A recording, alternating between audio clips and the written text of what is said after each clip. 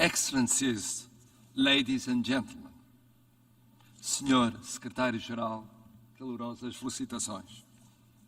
It is a great honor to stand here once again before the General Assembly and to congratulate António Guterres for having been appointed to serve a second term as Secretary General.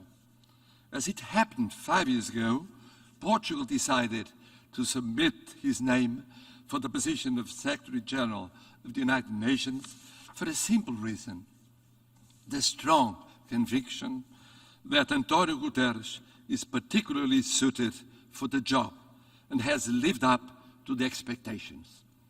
No one could have foreseen 5 years ago the exact scale of the challenges that the world and the UN would be faced with. We all knew it would be challenging. We didn't know just how much.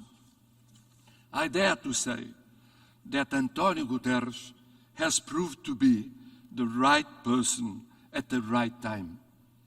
The trust that you have once again placed on him today is solid evidence. Mr. Guterres' undoubted commitment to an effective and efficient multilateralism is complemented by something perhaps rare and more precious. He is a compassionate multilateralist.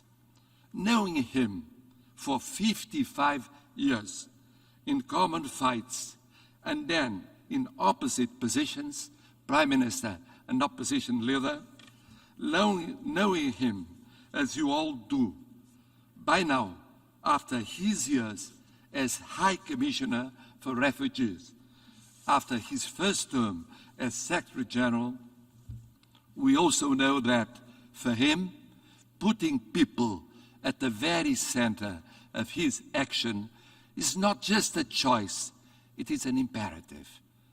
He continues the tradition of his illustrious predecessors who have embodied the spirit of the Charter to lead the United Nations at the service of we, the people. We are facing times of even greater uncertainty today. We all know, we all must know that we cannot face them alone and that we cannot leave anyone behind. Much has already been done since 2017. Needed reforms in the sustainable development, peace and security and management areas were implemented.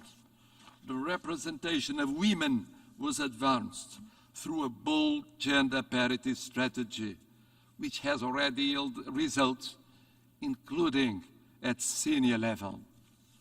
Human rights were further incorporated in the action of the organization, in line with the Secretary General's call for action. The voice of youth was empowered. The immense challenge of the pandemic was tackled head-on, and the global ceasefire was called for. His strong call for vaccination of the people in all countries, namely the poorest, was permanent. And not least, the Secretary General has been a leading voice in climate action. Mr. President, we believe that the vision of António Guterres, his persistence, his boldness, his fairness, and his solidarity spirit will also be instrumental in the next 5 years. Portugal is grateful to all the nations united here today to reaffirm their trust in the candidate we put forward. This is an example, one of the countless examples of the remarkable work you all do here. An example that we can come together.